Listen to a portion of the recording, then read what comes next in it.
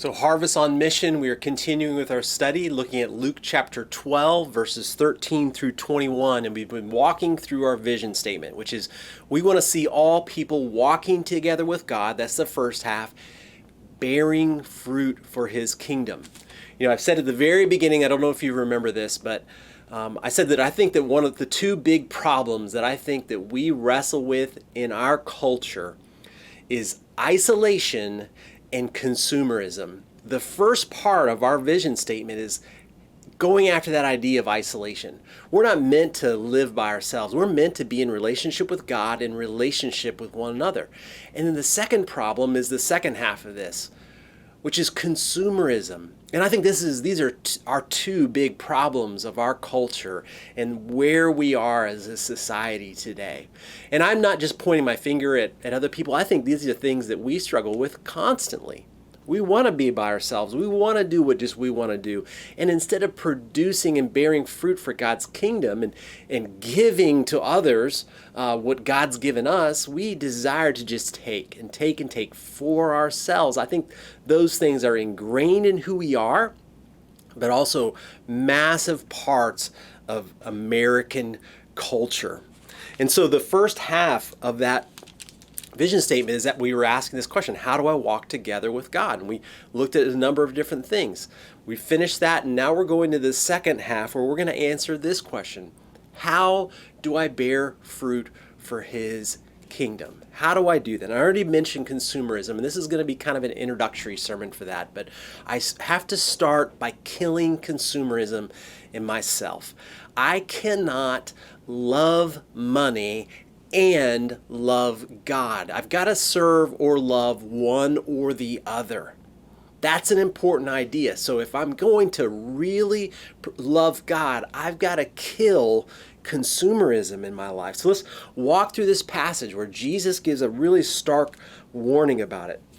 Verse 13, he says, someone in the crowd said to him, "Teacher, tell my brother to divide the inheritance with me."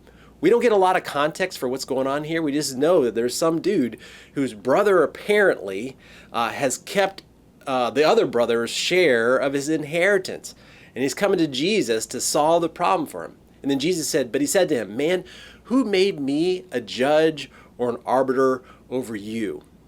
And guys, I think we can learn a lot from the questions that Jesus asked in the Gospels. It's ironic that the creator of the universe, the God of the universe, would ask this question, but I'll get into that in a second. And he said to him, "Take care, be on your guard against all covetousness. For one's life does not consist in the abundance of his possession." Covetousness is desiring and wanting things in an unhealthy way, beyond what is normal. It's loving things, money, possessions, beyond other things that we should love. Going on. And he told them a parable saying, the land of a rich man produced plentifully. And he thought to himself, "What shall I do? For I have nowhere to store my crops." So business has been great for this guy. He's got so much crops that he's got a storage problem. And he said, "I will do this. I will tear down my barns and build larger ones, and there I will store my grain and my goods, and I will say to my soul, 'Soul, you have ample goods laid up for many years. Relax, eat, drink, be merry.'" This guy is carefree. Everything, all his problems are solved. He is fixed for life, as they say. But God said to him, "Fool, this night your soul is required of you, and the things you have prepared, whose will they be? So is the one who lays up treasure for himself and is not rich toward God." So let's ask this question: how do I kill consumerism? I want to kill consumerism in my life. So let me give you several ideas. First of all, we need to see Jesus as our king and not our personal problem solver. And I think that's behind the question that Jesus asked him: "Who made me the judge or arbiter over you?"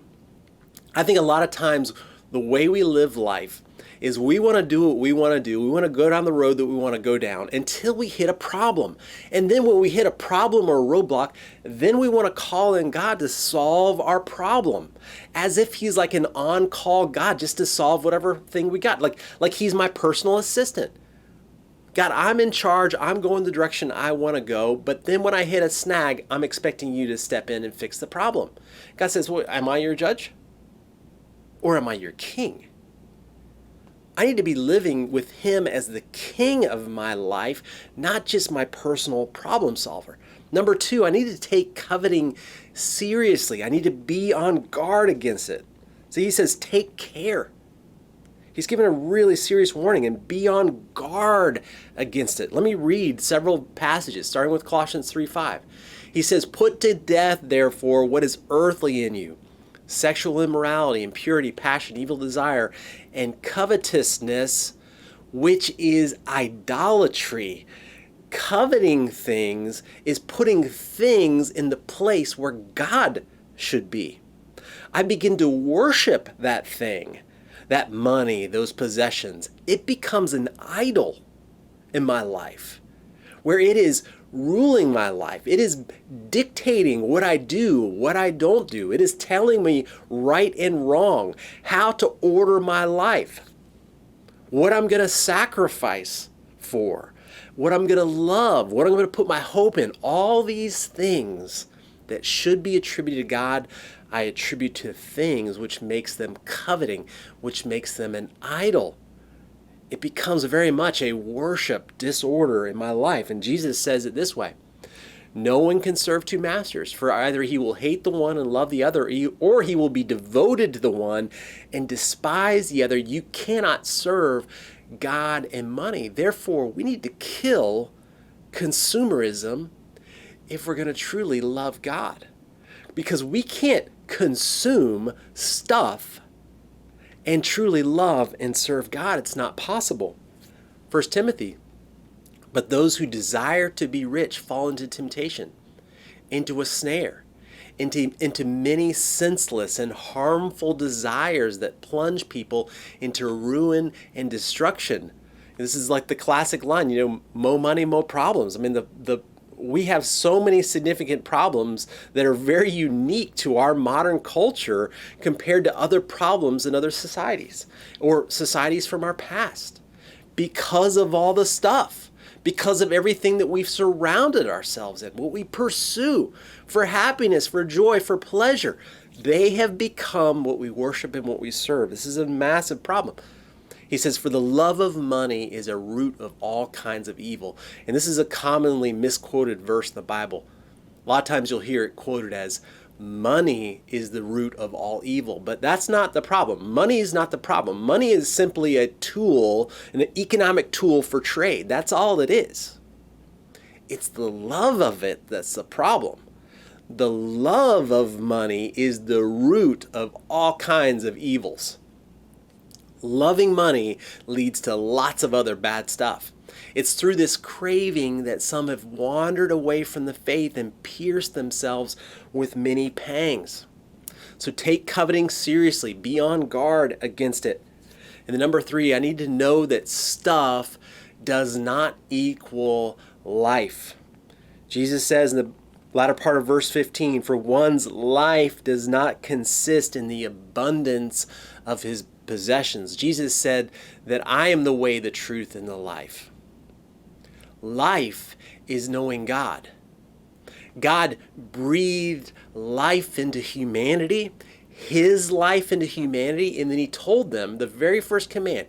He said to bear fruit and multiply. I believe that God's design for our lives is to be fruitful. In other words, to just like God, to be generous and giving of ourselves, not to be consumers.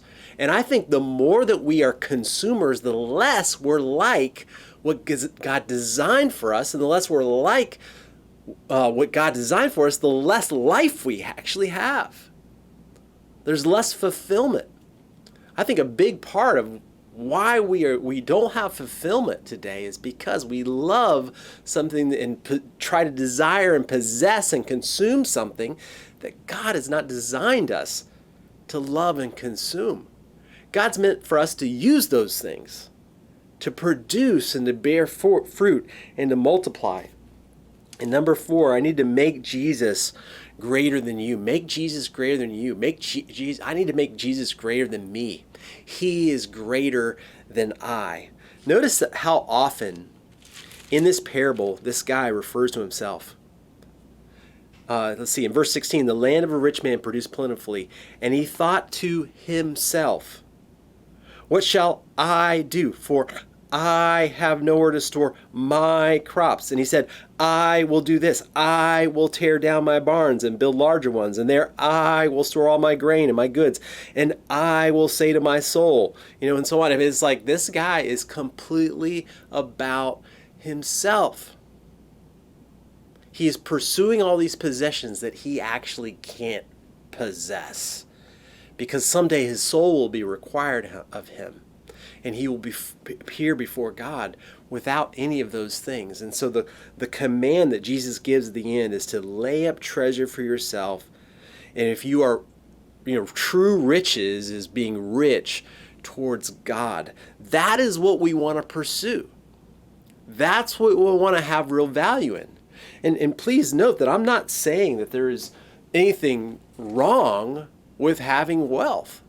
It's just incredibly dangerous, especially when we are loving it. When that becomes our pursuit of what we're consuming. I believe that in order for us to become fruit bearer and bearing fruit for His kingdom, I've got to kill consumerism in my life. I've got to kill consumerism in my life. And there's a lot of other passages in Scripture about the dangers of the love of money and coveting. Maybe you guys can share some of those. Maybe there's some verses you guys can share with each other in your groups to encourage one another in. But we need to at least be mindful of the fact that our culture is wired for consumerism, to find our fulfillment in the next best thing, and then to serve it and to work for it and go after it, versus serving and loving God and bearing fruit versus consuming what other people have produced. So let's start with that first huge warning that, guys, we need to kill consumerism in our lives, in our households, and really desire just to be with God and to know Him and desire to bear fruit for His kingdom, which is where real riches are found, because we are storing up treasure in heaven where nothing can destroy it, where God is going to protect it, and we will enjoy it with Him forever.